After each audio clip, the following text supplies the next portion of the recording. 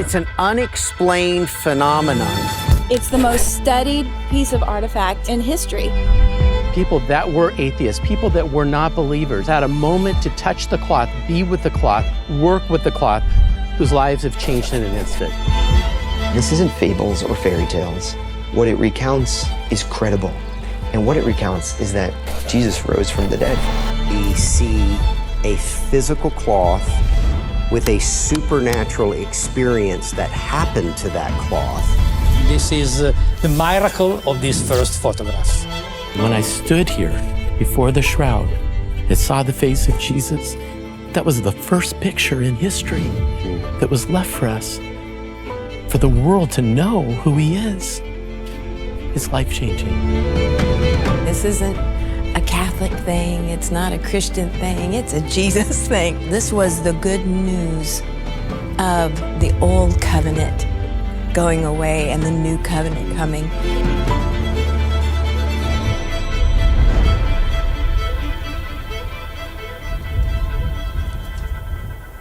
The Praise the Lord program comes to you today from Turin, Italy. We are here at the chapel at the Museum of the Shroud in Turin, and there's a story here that we're getting ready to unpack. In addition, we are going to be talking about a brand new production that we are embarking on that would be a theatrical version, a documentary on the Shroud of Turin. The Shroud of Turin is hard to explain unless you do it by faith. The power of God raised Christ Jesus from the dead, and that put an image on a cloth, and that cloth testifies to that resurrection. With all the new technology, with all the new studies and the beautiful professors and theologians and people that we have had the honor to meet during this project, it's just been so inspiring to think that God Almighty himself would leave us something like this that can change our life and can change people's faith from maybe a non-believer into a believer. And for those who are believers already, it just puts a mark in the road of our faith and just the resurrection power of Jesus. We are going to travel from here in Turin all the way down to Rome, Italy at St. Peter's. Stay tuned.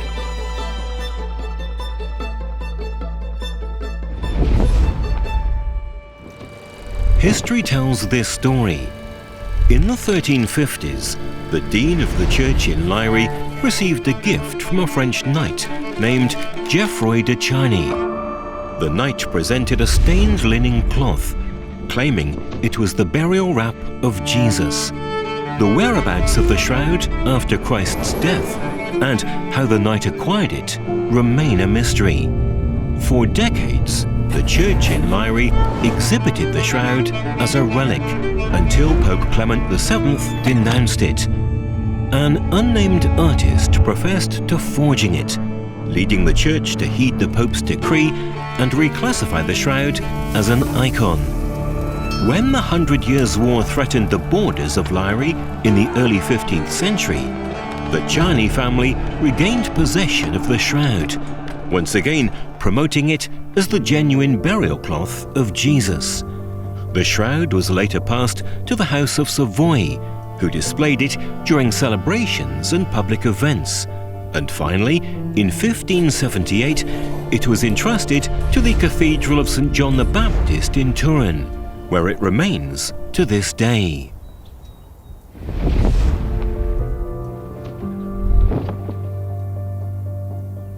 Welcome to Roma, as they say, Rome, Italy. We are here at St. Peter's. Randy, we've got some explaining to do. Our guest, Randy Alteg. Randy, help us kind of tell a little bit of a story today. We're in Rome. That's right. And by the way, you kind of are a lifestyle TV host. Correct. But we don't have any vegetables. We're not making any recipes today. We're not doing any of that. We're talking today about one of the most famous artifacts, maybe in the entire world. The Shroud of Turin. Why all of a sudden are Matt Laurie and Randy Alteg standing on top of St. Peter's in Rome and talking about the Shroud of Turin? Give us a little help explaining to our audience what the heck is going on here. Well, just to the lifestyle architect piece, I do set tables and I love linen.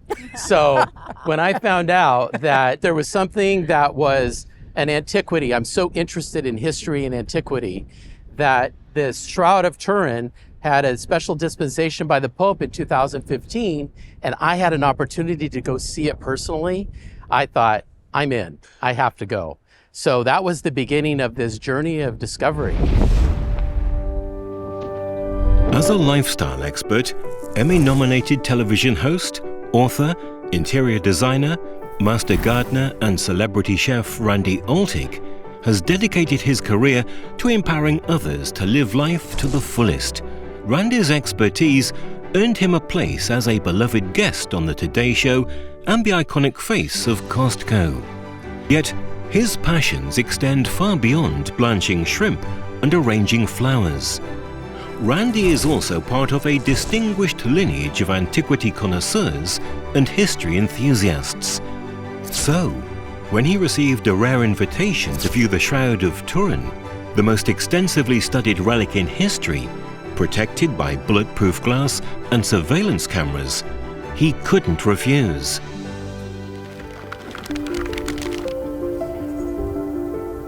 We think about the Bible being the most popular book in the world, right? They cannot get rid of the Bible. And then you think about the Shroud of Turin. That's right. It's the most studied piece of artifact in history. So wouldn't it be just like Jesus to keep everything about him in the forefront of society, of life? Anywhere you go, you're going to be pushed up against who Jesus is in your life, or who he was and what he can be, and faith and all of that. And that's what I love about this story, because you just happened to walk in to the Shroud. So tell us a little bit about your story of how that happened. Well, I got this, I got an email from my brother, and he said to meet him at the train station, that there was an opportunity to see the Shroud. So when this happened, I thought, my gosh, once in a lifetime chance, because many times it doesn't happen in your lifetime. And I felt called, I felt pulled to go. And I got to go and actually have a moment with the Shroud, to have a journey of discovery for my own self, to know without anybody telling me if it's real or is it a medieval forgery. And I left knowing.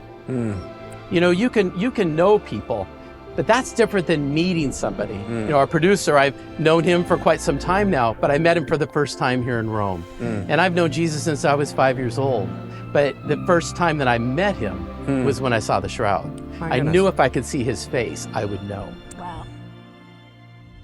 A mirror of the gospel. That is how the late Pope John Paul II once described the man of the Shroud.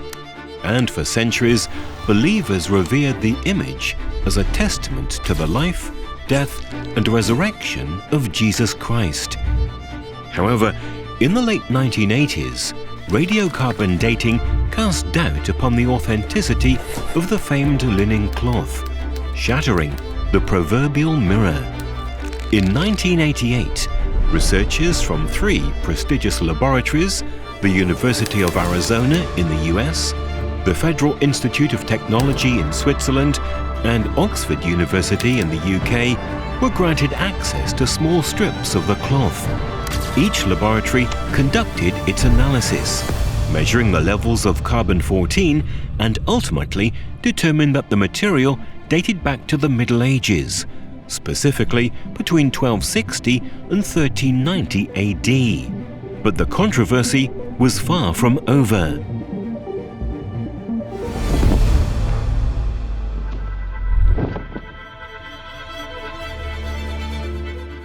Where the story left off for me in the 80s was the carbon dating was done by 3 different firms, independent of each other, and that it dated to 1200 roughly. Middle Ages, correct. Yeah. So what happened and why all of a sudden are we talking about this again if science largely walked away from it? You know, I feel that we're really blessed to be given this opportunity to talk about the few people that kept hope, that weren't closed down by the scientists that came back and gave us misinformation. Wow. That they continued to do research, and they had an organization called STIRP, the Shroud of Turin Research Project. And these people, I just commend them for feeling the spirit to keep going and to keep doing research and developing technology. They're still doing research on these fibers. And when they went in, it completely contradicted what we were told by the scientists that said that it was a medieval forgery. You were explaining to Laurie and I at a different time where there was times of the shroud's existence that it was actually taken out for events, actually handled Correct. and touched, and that there was an era in which somebody actually had done some repairs. And some of the labs that were a part of it have said, yeah, what we thought we were testing is not what we were testing. So what happened in roughly a few years ago? A few years ago, what happened is they realized that the samples that were taken, that were authorized by the Vatican, that they were contaminated. And why was that something that happened? Because during the Middle Ages, the Savoy family of Italy, the royal family of Italy, actually owned the shroud. It was in their possession. They would bring it out for special occasions into a square like St. Peter's where a wedding was taking place, and they would hold it by the actual linen, and they would throw it out over the balcony, not realizing they're contaminating this all along. So that started to wear out. And in that area of the shroud, around the border, kind of think of it as a frame, they had to repair all that with fiber that was linen, but it also, they realize now currently, that it had cotton in it. This was a pure linen piece of fabric when it started. Now it's not. They went back, they met a lady who is a authority in invisible weaving. And she told them, this is what happened, that when that new fabric was put on, they did an invisible weave that to the naked eye we can't see, and they rewove that, which then we now understand why the carbon dating put us at the date that it did. Okay, all right, wait. I gotta make sure I understand that. So, somewhere along the shroud's existence, Yes. Middle Ages, Yes. they additionally wove more fabric Correct. around it, and that's where the sample was taken. That is correct. Okay, so when And you by the look way, at the you can shroud, see that today. you see the little corners kind of notched off Right. of the shroud, so it looks as if that is undoubtedly true, and that was carbon dated probably to roughly the right period of time, Correct. you know, which is where the repairs were done. So every scientific person that walked away from the shroud in the 80s really should start this re-examining process, which is Absolutely. what's going on. But here's the thing. It isn't going to be the scientific researcher's job to retell a story. No. And so it's really going to be up to the church. You end up getting to meet at Pontifical University Father Andrew. That's right, Father And- Andrew Dalton. Okay, so Father Andrew ends up kind of turning out to be the world's kind of most renowned shroud studies person. I mean, if he's not the, he's one of the. Correct. And one of the amazing things we got to do while we were here in Rome is go to the Pontifical University with Father Andrew Dalton. And Father Andrew got to do a bit of a master class, you know, Right. TED Talk meets master class with us in some of the new things happening. And we actually put together a little bit of a clip with Father Andrew Dalton. Watch this. Navigating the intricate realms of scientific inquiry and theological reflection is Father Andrew Dalton, one of the world's foremost shroud scholars. Fascinated by this renowned burial cloth, he has devoted his life to its study, earning a postgraduate certificate in shroud studies and collaborating with leading experts at Athonia, an esteemed international center for shroud research. In addition to his scholarly work, he serves as a Catholic priest with the Legionaries of Christ and as a professor of theology at the Pontifical Athenaeum Regina Apostolorum in Rome. So I came into the shroud by accident. I put it in that same category as any other relic. You know, there might be the crown of thorns in Paris. There might be the bones of this or that saint. Oh, and there's the Shroud of Jesus. Sure.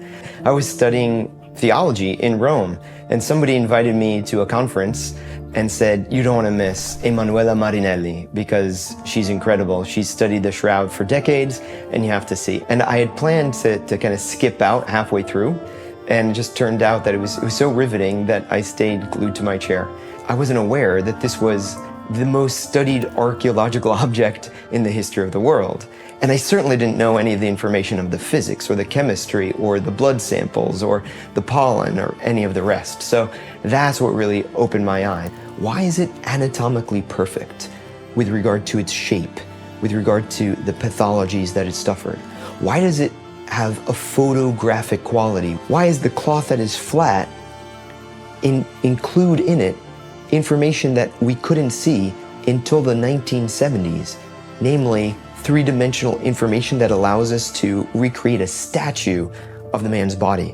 Why is this image just 200 nanometers as far as the depth of penetration of coloration?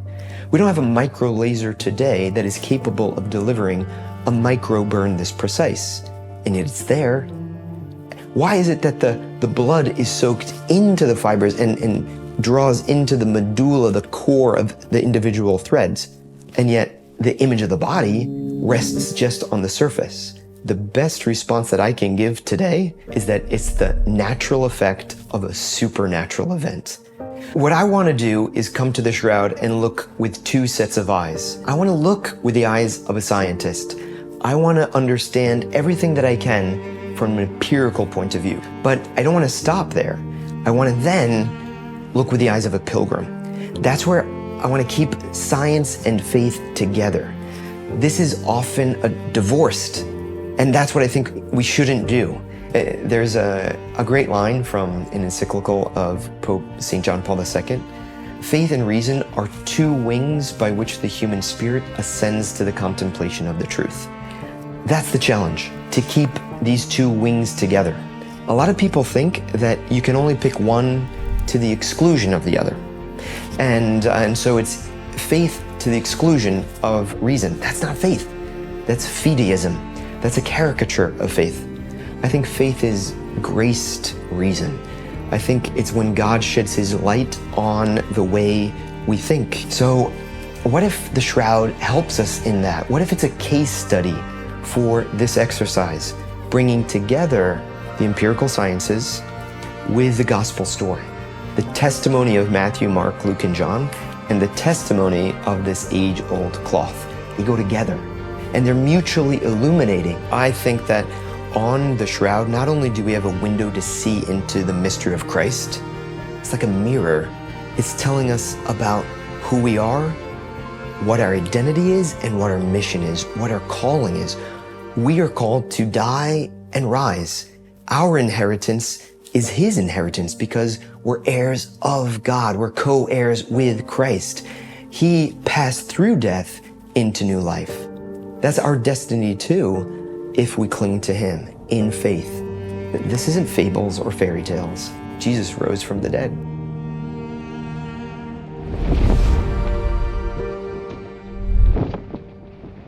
The creation of this image remains a mystery. The woven fibers show no evidence of stains, paint, or powders. No signs of heat, chemicals, or acids. No brushstrokes, added substances, or materials mar the fabric. The cloth itself reveals no clumping, cracking, or stiffening. Yet remarkably, it bears a negative image embedded with 3D information: AB positive blood, hemoglobin, a partial genetic profile, and ferritin. a protein produced by a body under extreme stress. While science cannot explain this phenomenon, the markings preserved within the shroud tell a familiar story. Imprinted upon the winding sheet is the figure of a crucified man who endured immense suffering.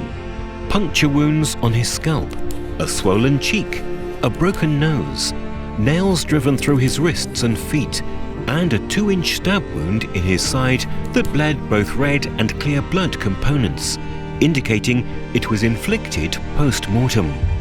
The fabric also details 120 scourge marks, abrasions around the knee and nose, likely from multiple falls, and blood trails down the arms with 2 distinct flow patterns, consistent with the desperate movements of trying to draw breath on the cross.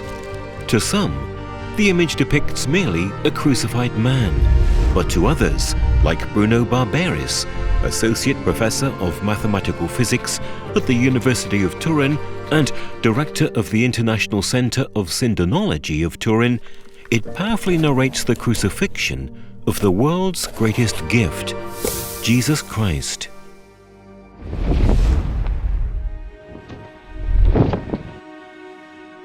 We're standing in a place where science and faith are colliding. We are in St. John the Baptist Cathedral. We're just now passing literally the location of the Shroud of Turin. But you have to come to the shroud with your sensibilities of science. We're finding that science and faith are somewhat converging with this artifact, the Shroud of Turin. Your general thoughts on that before I ask specific questions. We find some characteristics that science is not able to explain until now. The very beautiful discovery is that they are not in contradiction, but one give light to the other, and at the end, the sum of the knowledge that is possible to have from the study from the 2 points of view give a complete, a full sight of what is this piece of cloth, in particular this image. So we started our discussion here in regard to science and faith. We're finding that faith and science are meeting. They are not a contradiction, as you say, and that we see a physical cloth with a supernatural experience that happened to that cloth, because the supernatural event of the resurrection of Christ left an impression in negative form on a piece of cloth, and that is the only aspect of this cloth that cannot be studied. The blood can be studied, the fiber can be studied, the pollens can be studied, but you're a scientist and you have come to study something that only the end of the story is faith. What has that done to your personal faith? Your experience. My personal faith existed also before that I began to study the Shroud, obviously. So the foundation of my faith is not the Shroud, is outside of the Shroud. But the Shroud gave me a lot of more occasion to reflect about my faith. Here we have this image. In fact, it's easy to go to the experience of Tommaso, who had the problem, a very human problem of doubt. And here we have the possibility to make the same experience of Tommaso, who needed to touch the wounds of Christ. Yes. In this image, we touch the wounds of Christ. We look at his face. Why?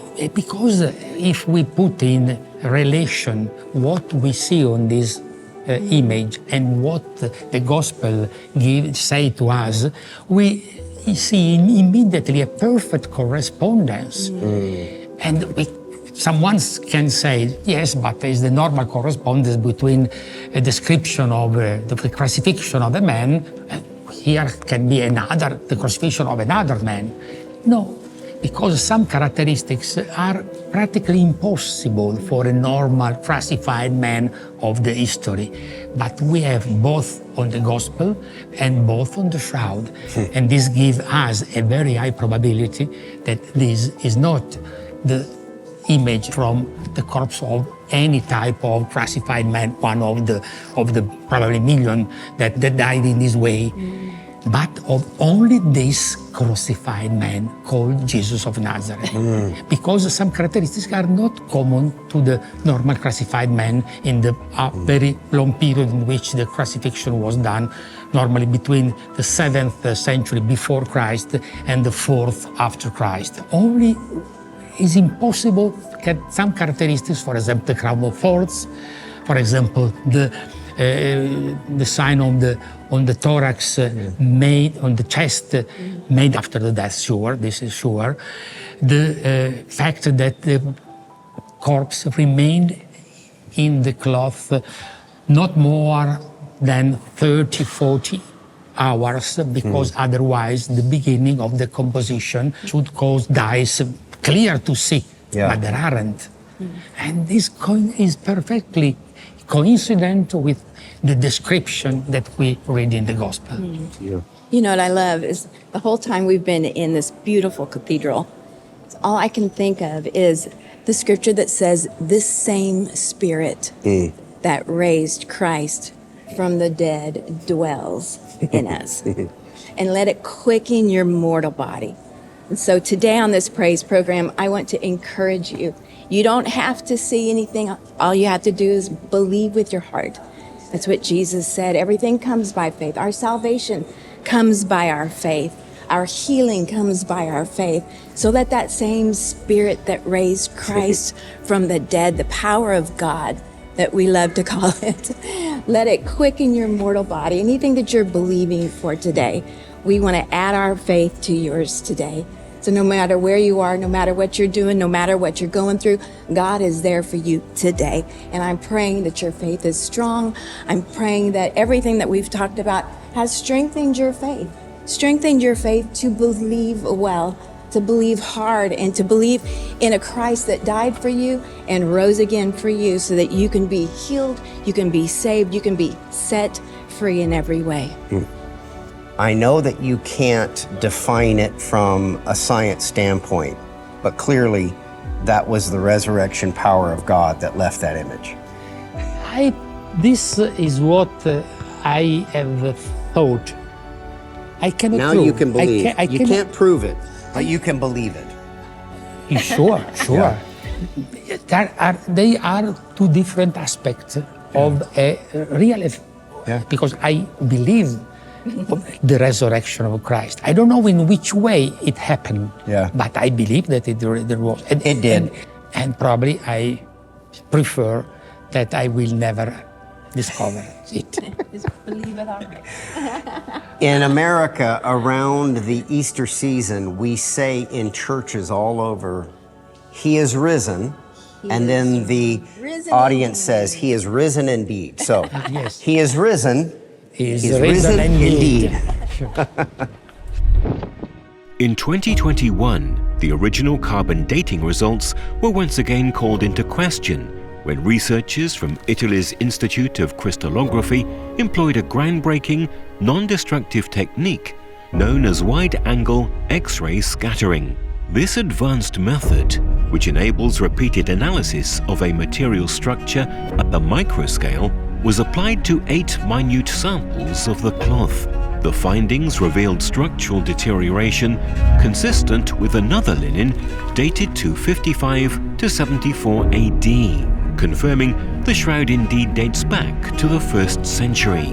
Previous testing by other prominent experts over the years supported this conclusion, having uncovered nanoscopic traces of soil and pollen, as well as imagery of flowers native to Jerusalem.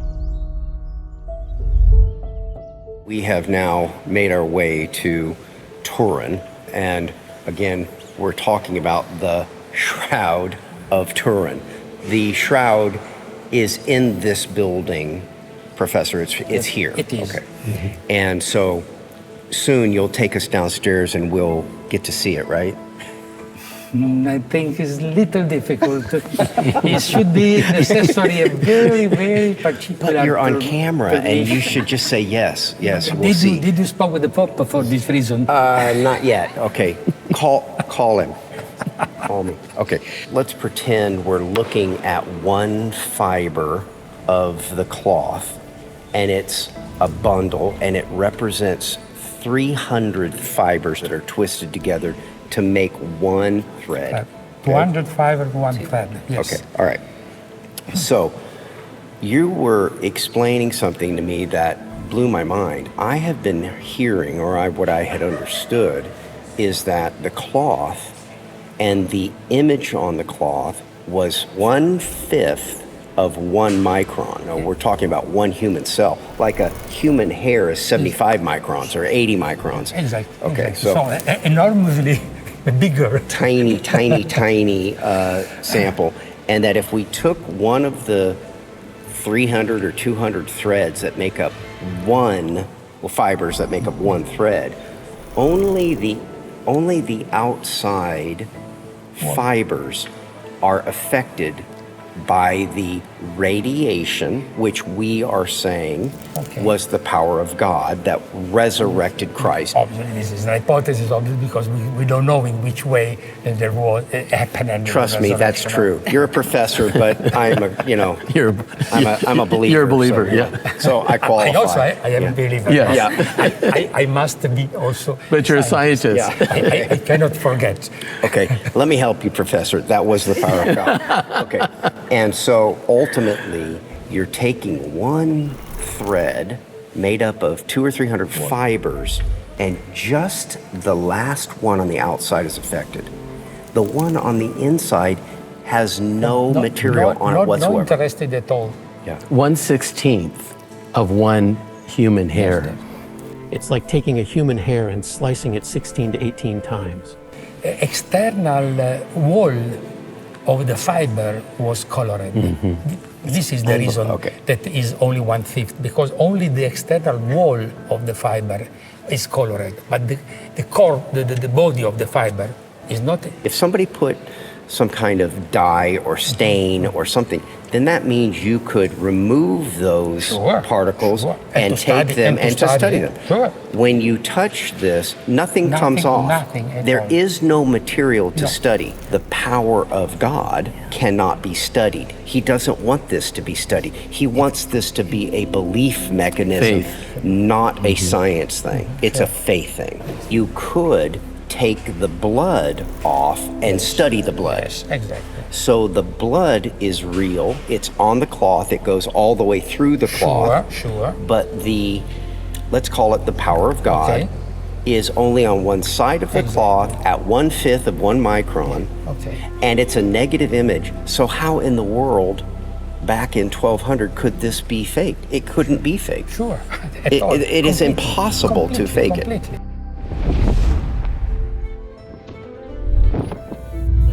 No other fabric compares to the Shroud of Turin. It's the only burial cloth in history to exhibit this kind of imprint. The technology required to create the image simply doesn't exist, and every attempt to replicate it has failed. The best, if not the only, explanation is radiation. The unofficial theory suggests the body emanated a brief, intense burst of electromagnetic energy that, 1, produced heat and/or ozone, a reactive form of oxygen, faintly discoloring the fibers that formed the image of the man. 2, generated new C14, elevating the carbon levels and shifting the carbon date. And 3, due to the radiation pressure, propelled dried blood onto the fibers, permanently staining the linen. Some question this hypothesis, raising a crucial issue. How could the man of the shroud have emitted such energy when human remains are incapable of doing so? Many believe the answer is confirmed in Scripture. Professor, you are explaining to me that sacra scindone means simply what? Simple, a sacred piece of cloth. The word scindone derived from the Greek and means the same, simply a cloth. But obviously with the capital S is only this cloth. This cloth. And you are here with me. We are in Turin, Italy. The Shroud of Turin is our subject today. What should our audience know about the Shroud of Turin that you believe our audience does not understand? I think that it's easy to understand that there is a very old tradition connecting this piece of cloth with the corpse of Jesus. But what is very difficult to understand is in which way this image has been formed. And this remains a mystery because no one until today was been able to realize in a laboratory an image with the same physical and chemical characteristics of this one. It's unique to the world. One thing that just catches your eye when you're here, this box was the, let's say, the protection of the shroud. For how long and from what time period? More or less after the arrival of the shroud at Turin. Before the arrival it was folded and put in a casket that is disappeared. But when it arrived in Turin in 1578, in the subsequent years, it was changed its way of conserving. It was rolled on this cylinder and put in this casket. So we have at the end of the 16th century, and so is more or less for 400 years that the shroud remained in this case. So as we move forward in time, we're coming up to a very important moment in the history of the shroud, late 18th century, early 19th century, where the shroud really touches communications for the first time with the very first image of the Shroud of Turin. Professor Bruno Barberis, this camera, the Shroud of Turin, they came together in 1890. What does our audience need to know about that moment? But I think it was a very fundamental moment, and the beginning of the new era for the shroud. Because until that moment, a lot of people knew the shroud, but practically no one of them had the possibility to see nearer the shroud, to understand exactly what is possible to see on the cloth. This camera permitted to, in the following years, to anyone that want to see the shroud, and in particular to understand a characteristic that it was not possible to understand before the first photograph. Because on the shroud there are the position of the dark and lights are very strange. And this photograph, through this machine, permitted to understand that only on the photographical negative it was possible to see exactly a real body of a man, the real face. The way in which this image has been formed correspond to the characteristic of a photographical negative. On the cloth is dark, on the photographical negative is light, and vice versa. And so it was possible to understand that exactly on the cloth there was a distribution of light and dark opposite to the reality. You're a professor, and I'm just a simple TV person, so I'm going to make sure I understood what you just described to us, okay? The shroud image is, in our understanding, in photography terms, a negative. Hundreds of years ago, could they even have the concept of a negative image?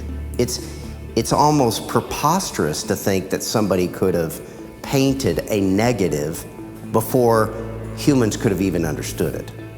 I think that is a very, very beautiful proof that it cannot be an image hand done by an artist of the past. Yeah. Because if an artist would like to reproduce an image of Christ and to show it as the real one, why he had to make an image which is more difficult to understand, being an image with the negative characteristics without knowing the meaning of the image. This camera was donated to the museum here in Turin, and this is the actual first image of the shroud, which gave us this concept that when we took a picture of it, the negative of the picture became the positive because you were taking a picture of a negative. Is that correct? Exactly. It's not so easy to understand. It's not. Especially at that time, but also today. Today. And there is also another characteristic that the negative obviously changed not only light and dark has changed, but also right and left. Oh, come on. If you look at the shroud, what it seems to be the right hand is in reality the left hand. Because it's a negative.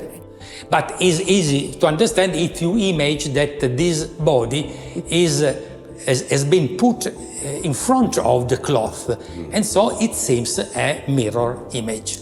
Who is the photographer that made this astounding moment in time? I see his image here. Tell us a little bit about the photographer himself.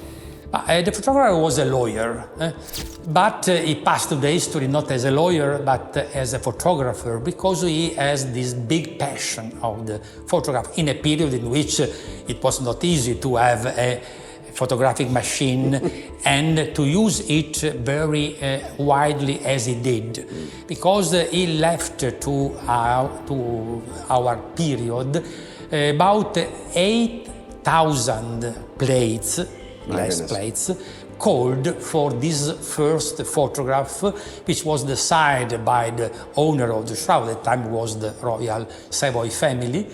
In occasion of a big exposition in that year, 1898, they asked to him to make this first photograph. But obviously without knowing which should be the final result. My goodness.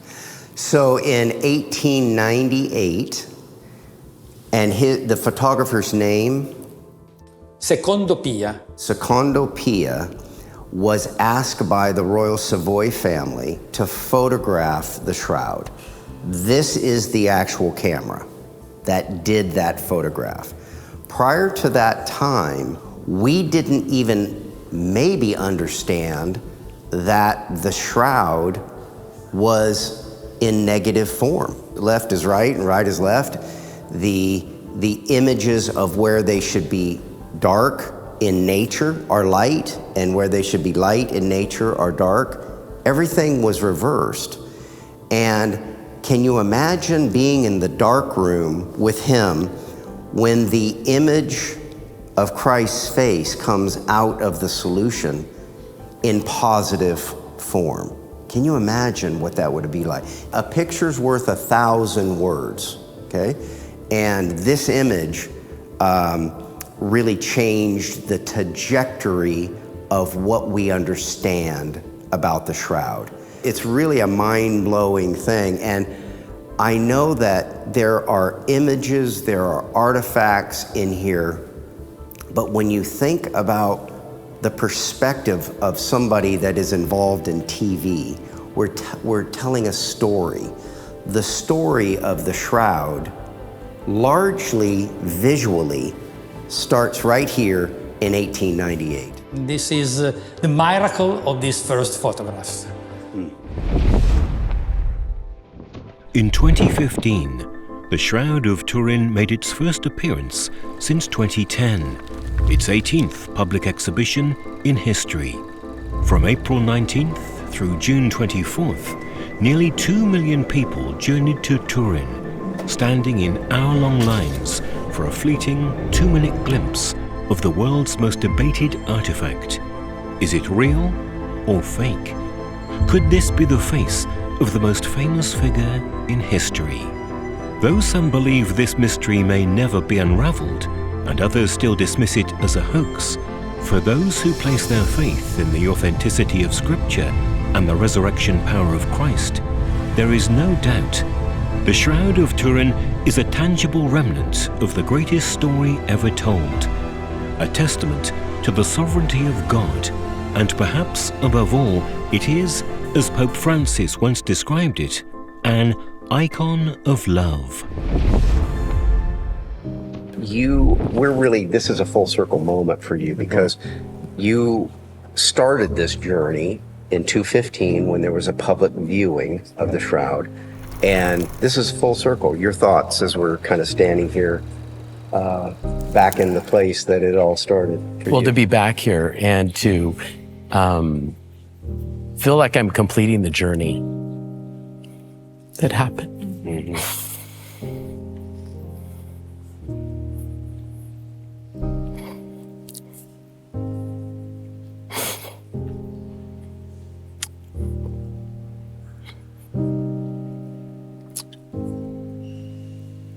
When you're in the presence of God and He speaks to you,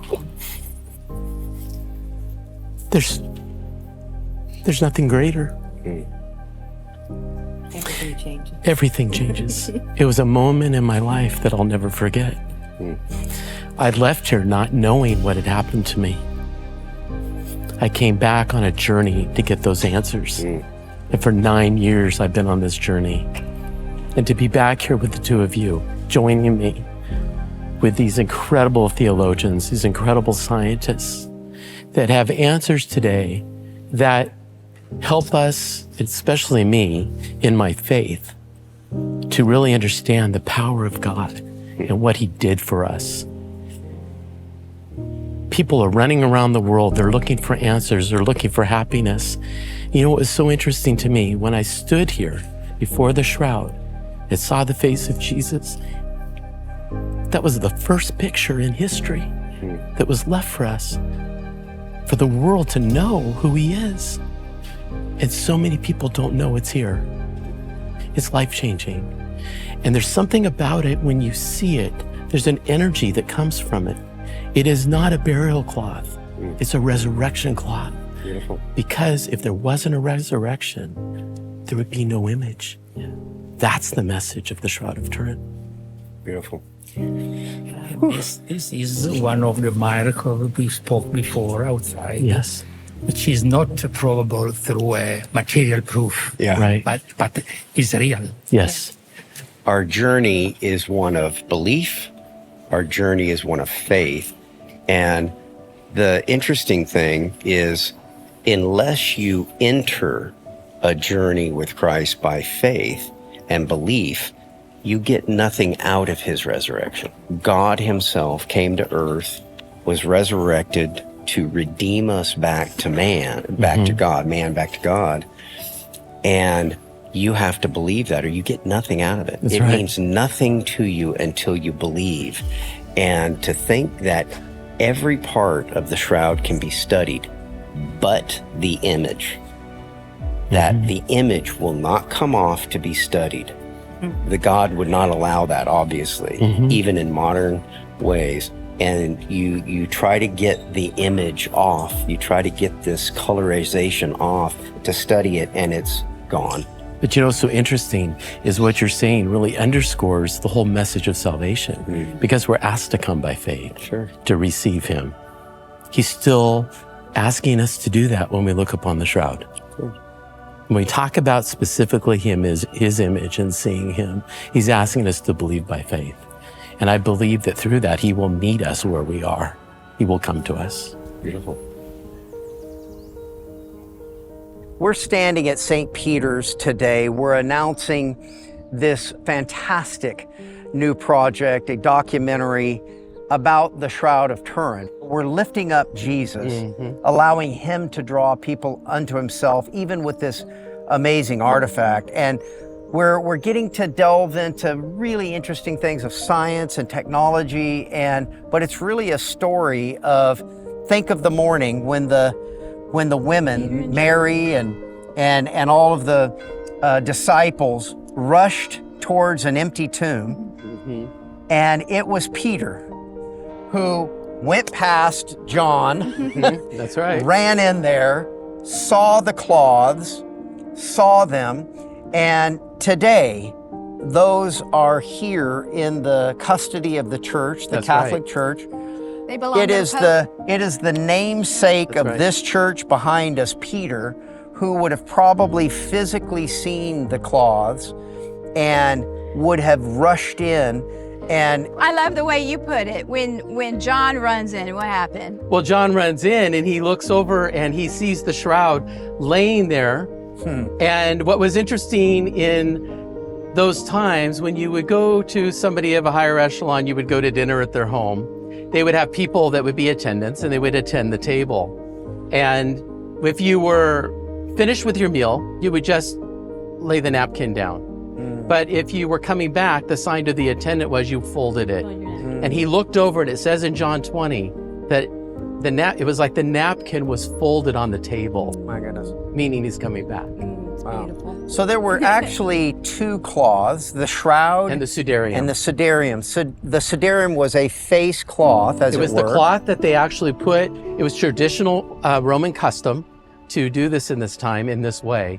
And it was the face cloth that they put on Christ when he was on the cross. And what's so interesting, it has the exact same blood type as the shroud, and the blood markings, when they lay it over the face on the shroud, they match perfectly. The margins perfectly lay over one another. And that was the folded cloth Yes. laying in the empty tomb, Yes, symbolizing I'm coming back. that's right. And John saw it and believed. And believe. So today we're going to help you believe. That's we're right. going to add to your faith.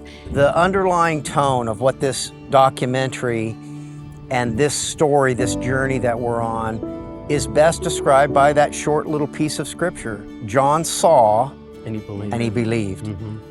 What if that is what we're handing to you, the audience? That when you bring somebody, they will see and they will believe. In theaters 2026. And when you buy a ticket, bring somebody. And then here's the thing. Our job is to make the film, journey, to do the interviews, do all that kind of stuff. And then at some point, we hand it to you. And It's a tool. it's in your hands. It's just our contribution that you can bring somebody, take them to dinner, and like John said, he saw and he believed. And that's our point. That is the reason that we're embarking on the Shroud of Turin.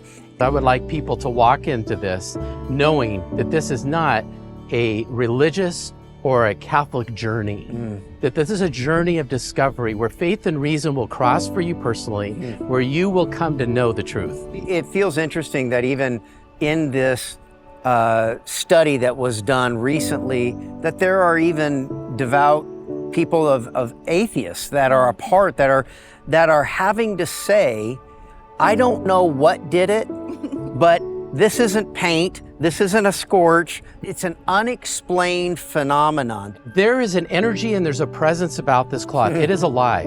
And this is why I'm so excited to be interviewing some of these research scientists that are working on this project, because their lives have changed. And I'm talking about people that were atheists, people that were not believers, that had a moment to touch the cloth, be with the cloth, work with the cloth, whose lives have changed in an instant. John said, I saw and I believed.